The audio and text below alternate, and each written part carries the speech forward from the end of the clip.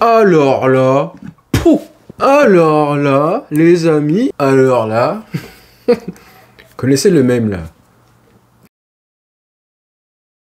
Alors là, et oui les amis, on vous avait prévenu que le partage des votes, ça peut faire gagner ou perdre un ballon d'or. C'est réel, ça existe, ça s'est déjà produit en 2019 et c'est arrivé encore une fois aujourd'hui. Mais c'est pas la seule raison. Tremblement de terre sur la planète football les amis. Mais là, un séisme de magnitude 7, on va dire.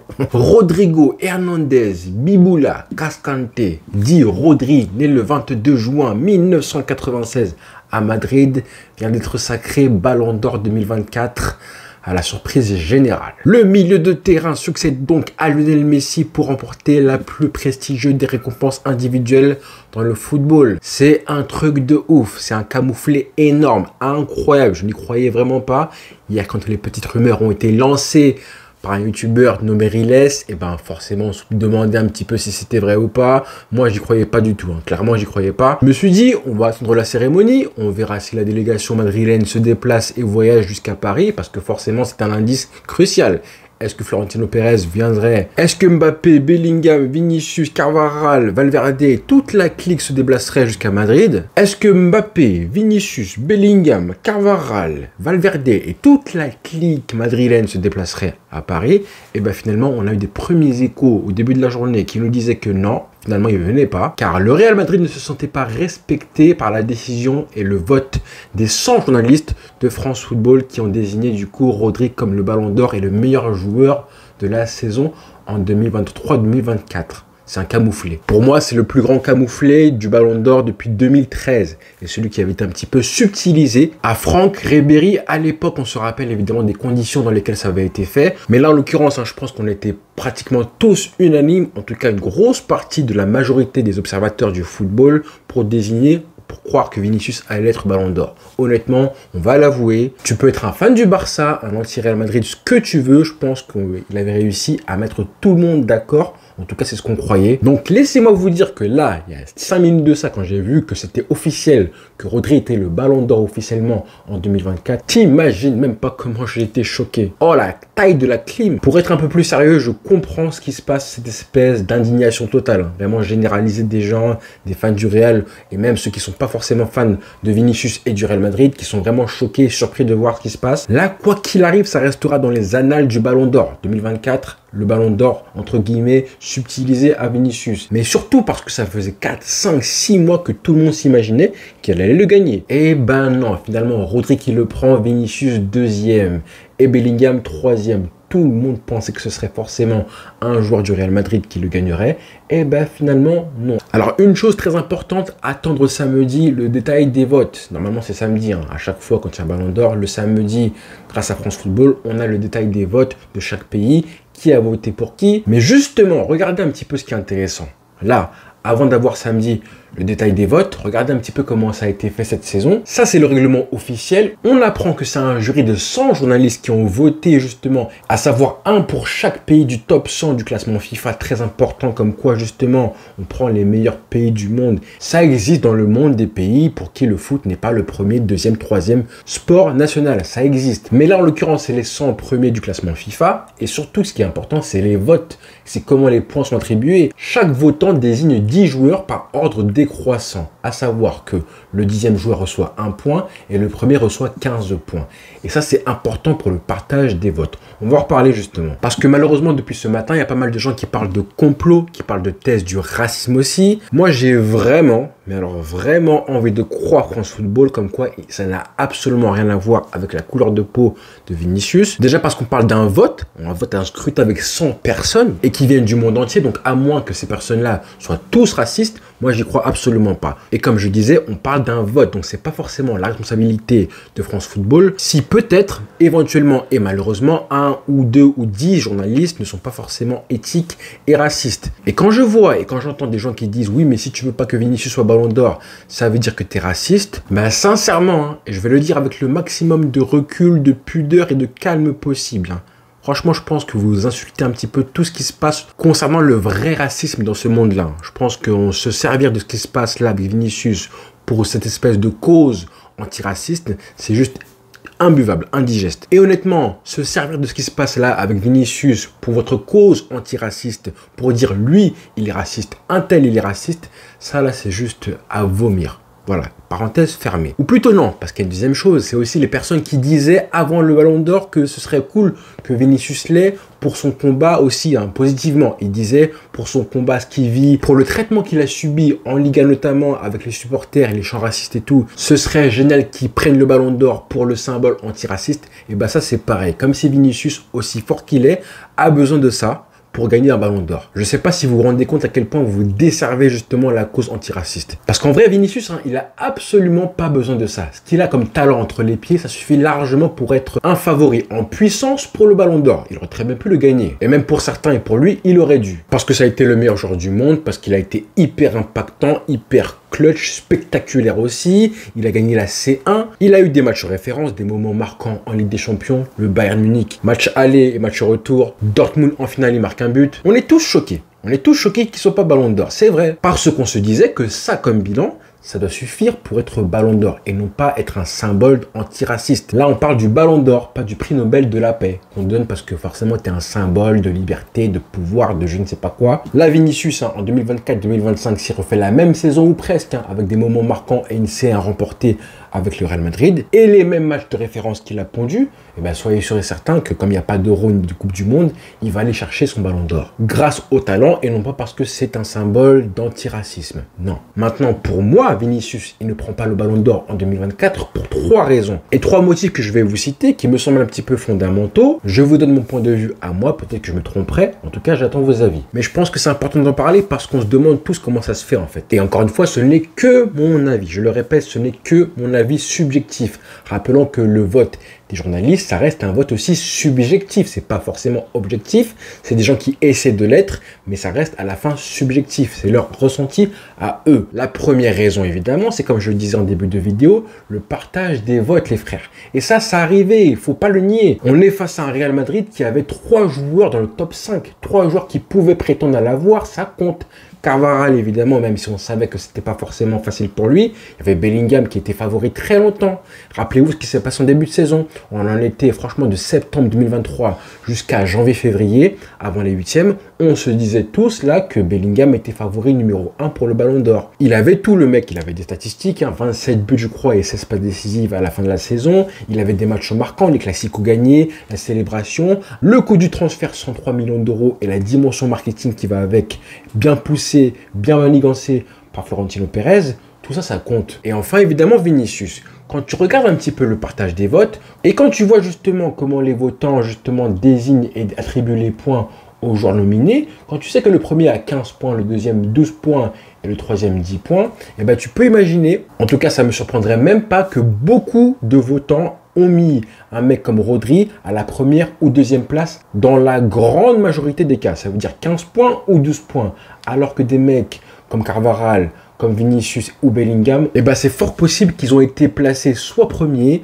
soit troisième, soit quatrième à chaque fois. Quand dans le même temps, on a eu un Rodri qui a dû, je pense, sans doute être placé premier ou deuxième. À chaque fois 15 points ou 12 points. Et ça compte. C'est déjà arrivé. On verra évidemment l'écart de points entre Vinicius et Rodri. Mais si on apprend qu'il y a seulement 15-20 points entre les deux joueurs, et ben forcément, on va se dire que oui, Vinicius le méritait aussi en fait.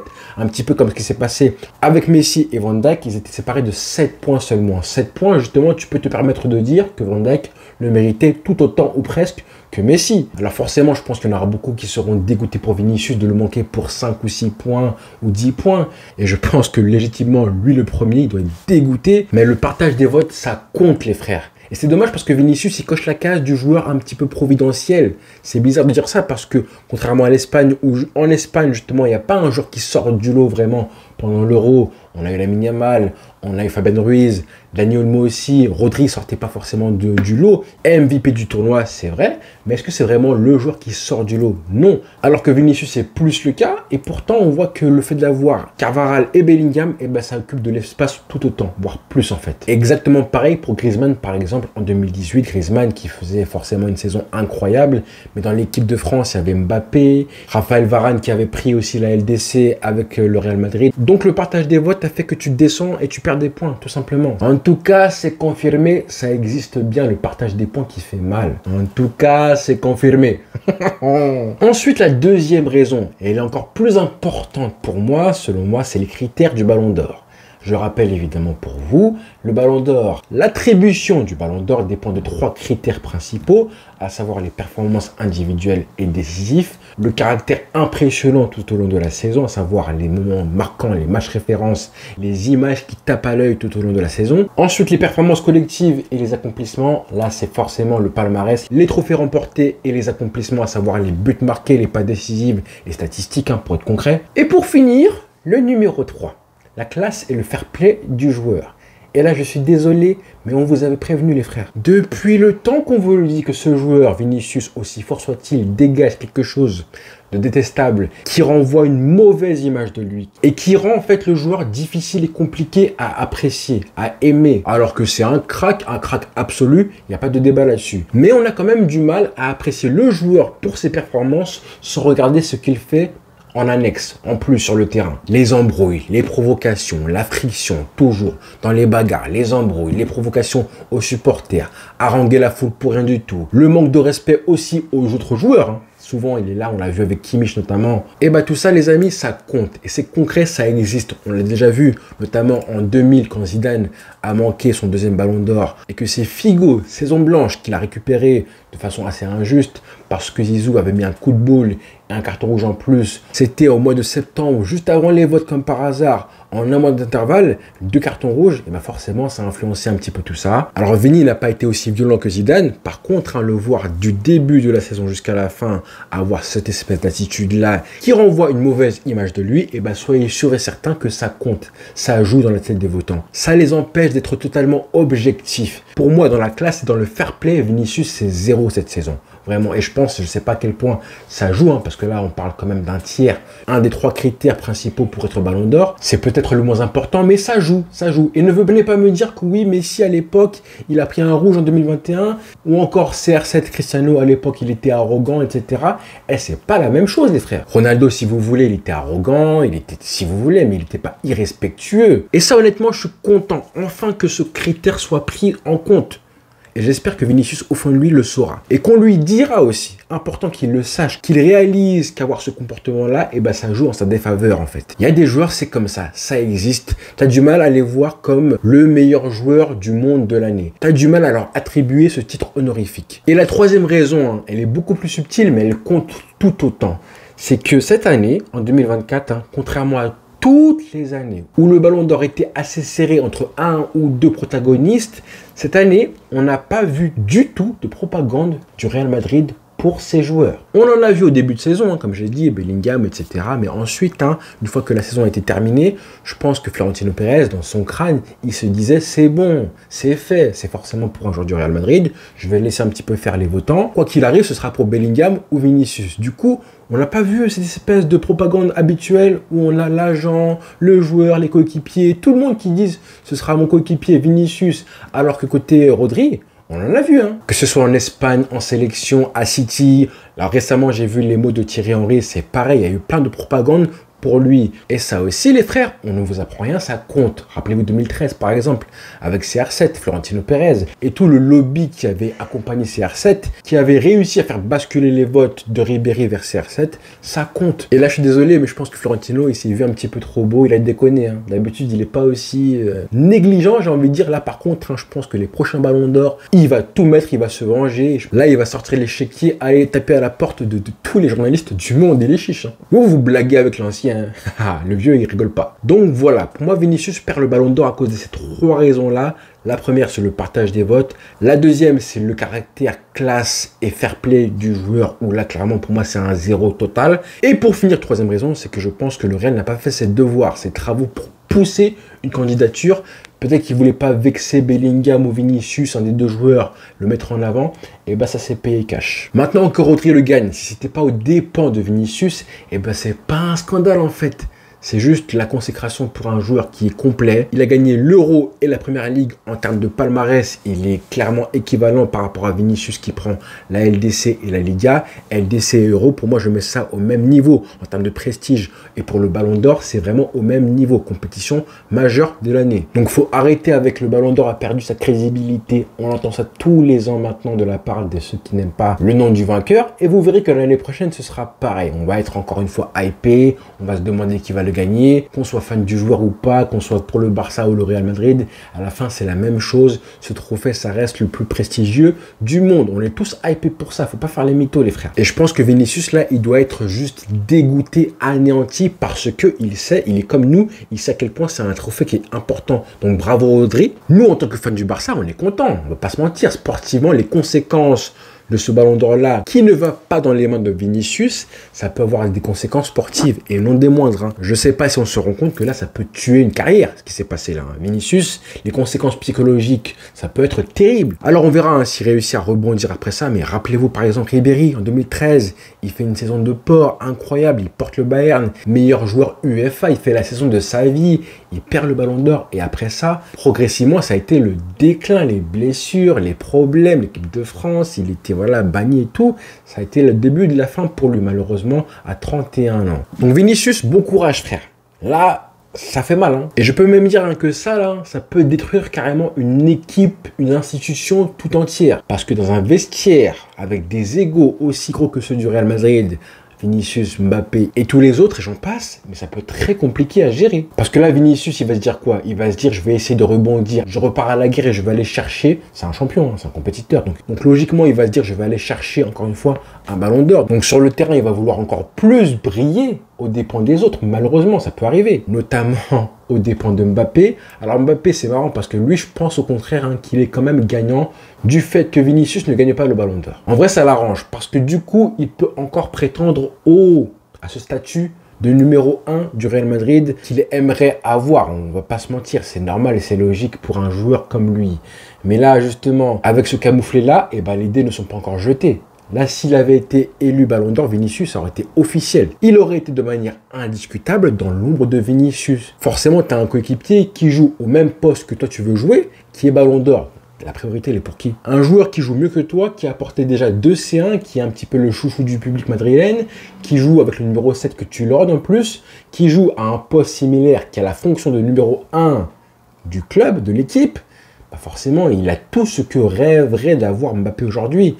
Et si tu lui ramènes en plus de ça le Ballon d'Or, et bah là, ça aurait été confirmé, scellé dans le marbre. Donc je pense hein, qu'il est très content Mbappé et soulagé. Et honnêtement, on le comprend. Maintenant, moi, quand je vois le Real Madrid qui décide à la dernière minute, hein, vraiment, à la dernière minute, de ne pas voyager à Paris, le Real et toute sa délégation, vous êtes privé de cérémonie et vous restez là parce que le nom du vainqueur ne leur plaît pas, bah franchement c'est un petit peu affligeant. Déjà parce que je pense que c'est un manque de respect par rapport à Rodri et aussi par rapport aux votants, les 100 votants de France Football. Et encore une fois, hein, ça montre qu'ils se croyaient trop beaux en fait. Eh les frères, non. Le Ballon d'Or n'est pas votre propriété. Et maintenant pour le Barça, maintenant les frères, Lamine Yamal, qu'est-ce que je suis heureux les frères, heureux. Déjà quand j'ai vu la délégation du Barça arriver, ils étaient 15-20, la classe, tous en costard, Lamine Yamal, Koubarsi et tous les autres, déjà les émotions. Mais c'est ça en fait, c'est ça, c'est cette destinée-là qui t'attend Lamine Yamal. On veut que tu sois là tous les ans pendant 15 saisons maintenant. Avec bien sûr la razzia qui va avec. Trophée Copa les amis, Golden Boy 2024. On le savait forcément, favori depuis très longtemps. Mais alors qu'il termine dans le top 10 du Ballon d'Or, moi, je ne suis absolument pas surpris. Mais vraiment, je ne suis pas surpris hein, parce que je le disais, hein, j'en ai fait des vidéos en plus récemment en début de saison là. Plus jeune joueur de l'histoire à être dans le top 10 du Ballon d'Or, forcément. Secrètement ou pas, on espère qu'il sera le plus jeune Ballon d'Or de l'histoire. On rappelle, un 21 ans, 97, Ronaldo, R9. Il a encore 3 ans pour l'être. Donc ça laisse un peu de temps, même si on espère que ce soit le plus tôt possible, évidemment. Mais sinon, très très belle cérémonie, même si ça me manquait de voir Messi, qui n'est du coup plus tenant du titre du Ballon d'Or 2023. Et je pense que ça y est, c'est terminé, hein, on ne reverra plus Messi avec ce titre de meilleur joueur du monde de la saison passée. Mais on en a profité, on a bien mangé pendant des années, depuis 2009 maintenant. On a mangé ça, 15 années de bons et loyaux services, il a bien taffé. On va le laisser se reposer tranquillement. Donc voilà Voilà les frères pour cette vidéo, j'espère que vous avez aimé. Dites-moi en commentaire ce que vous en pensez. Est-ce que j'ai eu tort ou raison? Est-ce que vous êtes d'accord avec moi ou pas? À la fin, le ballon d'or, on sait que c'est subjectif et que c'est impossible de mettre tout le monde d'accord.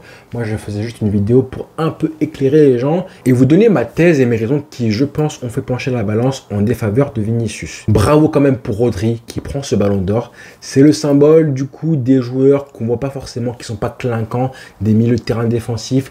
J'aurais aimé moi que Iniesta en prenne un, Xavi encore plus, Busquets pourquoi pas. Là c'est un numéro 6, mais c'est un joueur d'équipe en fait. C'est un joueur, un milieu de terrain qui symbolise du coup le jeu en fait, le beau jeu surtout, un artiste à la fois fort physiquement mais aussi tellement bon techniquement. Et à la fin c'est un joueur qui est ultra complet. Donc finalement, est-ce qu'on n'est pas là sur un des plus beaux symboles du football? En gros, ce que je veux dire, c'est que est-ce que le football n'a pas gagné? Je vous laisse avec ça. Voilà les frères. Bonne soirée à tous et rendez-vous très vite.